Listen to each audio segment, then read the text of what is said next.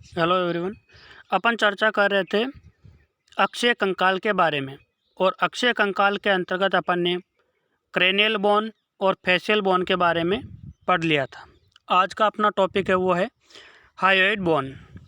तो ये आपको जो डायग्राम दिख रहा है वो आपके हायोइड अस्थि का डायग्राम है, जिसमें ऊपर की तरफ ये दो कीपनुमा जो संरचना बन रही है उसके जस्ट नीचे जो नाम लिख रहा है उसको बोलते हैं ग्रेट कॉर्नु। फिर उसके नीचे आप देख रहे हो जहाँ पे दोनों हायोइड बोन आपस में जुड़ रही है उसका नाम है मिडिल कॉर्नु। और ये आपको जो नीचे का पार्ट दिख रहा है ये इसका हायोइड बोन की बॉडी का पार्ट है। नीचे की तरफ मिडिल कॉर्नु है, उसके जस्ट नीचे स्मॉल कॉर्नु है, और स्मॉल कॉर्नु से जस्ट नीचे की तरफ है लिंगुअल प्रोसेस। और सबसे अंतिम संरचना है वह है आपके थायराइड कॉर्नु, जिसे थायराइड ग्लैंड की उत्पत्ति होती है या थायराइड ग्लैंड का डेवलपमेंट होता है। अब अपन हायोइड बोन के बारे में बात करते हैं कि इसमें कौन सी संरचनाएं पाई जाती है, क्या कार्य है और कैसे ये स्थित होती है। इसे जीवा मूला अस्थि भी कहते हैं, यानी जीव की मूल अस्थि भी कहते हैं। हायोइड बोन को जीव की मूल अस्थि भी कहते हैं, और यह अस्थि मैंडिबल की दोनों भुजाओं के बीच में होती है। जो अपनी मैंडिबल बोन होती है उस मैंडिबल बोन की जो दोनों खड़ी भुजाएं होती है जहाँ पे दांत लगे रहते हैं उन दोनों के बीच में स्थित होती है, तथा जीभ के अंदर आधार पर स्थित होती है। जो जीभ का आधार भाग अगर भाग होता है वो स्वतंत्र होता है, मूवेबल होता है, लेकिन इसका आधार है जो किसी न किसी अस्थि या उपास्थि से या मसल से जुड़ा रहेगा, वरना इसका कोई अस्तित्व नहीं रहेगा। जीभ की जड़ लैरिंक्स व फेरिंक्स को लैरेंजियल व फेरेंजियल मांसपेशियों से जुड़कर सहारा प्रदान करती है। यानी जो जीभ की जड़ होती है अपनी वो लैरेंजियल और फेरेंजियल मसल से जुड़कर इस हायोइड बोन को सहारा प्रदान करती है। इस हायोइड बोन के निम्न भाग होते हैं। एक ट्रांसवर्स बॉडी जिसको अपन बेसी हायोइड बोन कहते हैं। दो होते हैं इसमें थायराइड कॉर्नुआ, दो होती है इसमें स्मॉल कॉर्नुआ। यानी प्रत्येक हायोइड बोन में एक थायराइड कॉर्नुआ होता है, एक स्मॉल कॉर्नुआ होता है, एक मिडिल कॉर्नुआ होता है और एक ग्रेट कॉर्नुआ होता है। हायोइड बोन की संख्या 2 होती है, इसलिए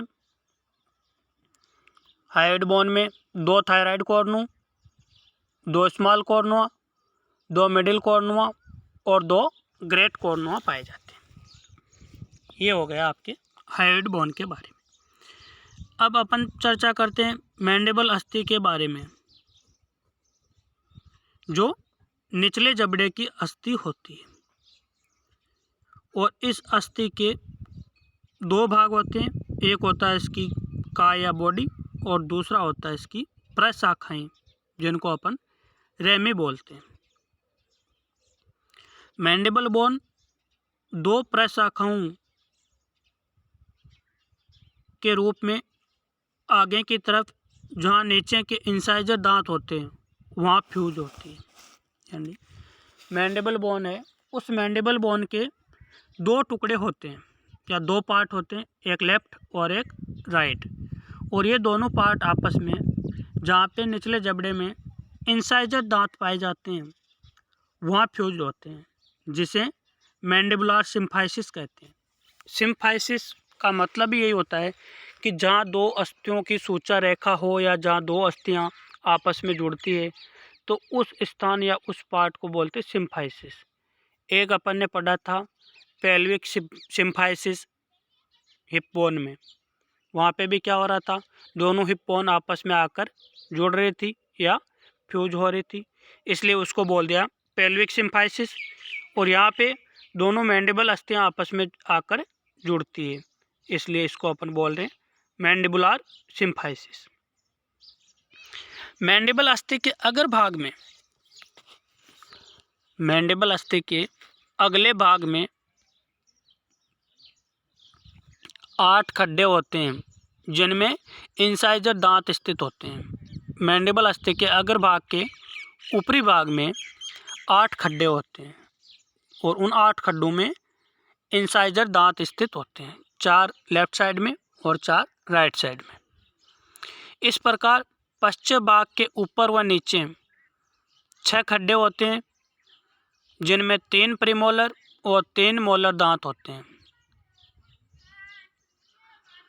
मैंडिबल बोन में अग्र भाग के पार्श्व सतह पर मैंडिबल बोन के एंटीरियर पार्ट के लेटरल साइड में मेंटल फोरामेन पाया जाता है।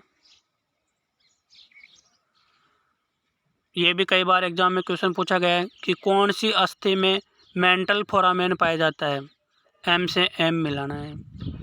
मैंडिबल अस्थि में मेंटल फोरामेन पाया जाता है। मैंडिबल अस्थि के अग्र भाग के पार्श्व सतह पर मेंटल फोरामेन पाया जाता है और मिडिल सतह पर मैंडिबुलर फोरामेन पाया जाता है। मैंडिबल बोन के लेटरल साइड में मेंटल फोरामेन होता है और मिडिल साइड में मैंडिबुलर फोरामेन होता है। इन फोरामेन से रक्तवाहिनियाँ और तंत्रिकाएँ गुजरती है। फोरामेन किसको कहते हैं? फोरामेन का मतलब होता है अस्थि में पाए जाने वाले छिद्र, जिनमें से ब्लड वेसल्स और नर्वें गुजरती है। मैंडिबल अस्थि की प्रत्येक रेमस में डिस्टल एंड पर 2 प्रोसेस पाए जाते हैं और उनका नाम है आपके कॉन्डिलर प्रोसेस और कोरोनॉइड प्रोसेस, जो कहाँ पे पाए जाते हैं? डिस्टल एंड पर पाए जाते हैं, यानी जो अपना जबड़ा होता है उस जबड़े के पश्चिम भाग पर पाए जाते हैं। कॉन्डिलॉइड प्रोसेस और कोरोनॉइड प्रोसेस के बीच में खड्डा होता है और उस खड्डे को बोलते हैं अपन मैंडिबुलर नोच। ये आपको देखो डायग्राम दिख रहा है। इस डायग्राम में साफ साफ जाहिर हो रहा है, ये जो चोंचनुमा संरचना दिख रही है वो इसका जबड़े का अग्र भाग है और ये पीछे की तरफ है वो पश्चिम भाग है। इसमें सबसे पहले ऊपर की तरफ कोरोनॉइड प्रोसेस है और नीचे की तरफ कॉन्डिलॉइड प्रोसेस है। इन दोनों के बीच में जो खड्डा है उसको बोलते हैं मैंडिबुलर नोच। इसके नीचे पश्चिम भाग की तरफ लेटरल साइड में यहाँ पे आप देख रहे हो, ये मैंडिबुलर एंगल ऑफ मैंडिबल है, मैंडिबुलर है। फिर ऊपर आगे की तरफ देखते हैं अपन, वहाँ पे एल्वोलाई फॉर इंसाइजर टीथ, यानी इंसाइजर दांतों के लिए एल्वोलाई पाई जाती है। और ये जो चोंचनुमा संरचना है इसके जस्ट नीचे का पार्ट है सिम्फिशियल सरफेस, यानी यहाँ पे जो दूसरी मैंडिबल अस्थि है, दूसरी साइड की मैंडिबल अस्थि है, एक राइट साइड में होती है और एक लेफ्ट साइड में होती है। तो दूसरी मैंडिबल अस्थि का पार्ट इस भाग पे आके जुड़ता है। ये अगर भाग पे जो आप छिद्र देख रहे हो उसका नाम है मेंटल फोरामेन, और ये जो पीछे की तरफ छेद देख रहे थे अपन उसका नाम है मैंडिबुलर फोरामेन। ये यहाँ पे इंसाइजर दांत हो गए, 4 गड्ढे लेफ्ट साइड में होते हैं और 4 गड्ढे राइट साइड में होते हैं। इसके अलावा 6 गड्ढे राइट साइड में होंगे, 6 गड्ढे लेफ्ट साइड में होंगे, जिनमें से 3 गड्ढे प्रीमोलर दांत के लिए होते हैं और 3 गड्ढे मोलर दांत के लिए होते हैं। तो इस प्रकार से ये मैंडिबल अस्थि है जो स्थित होती है।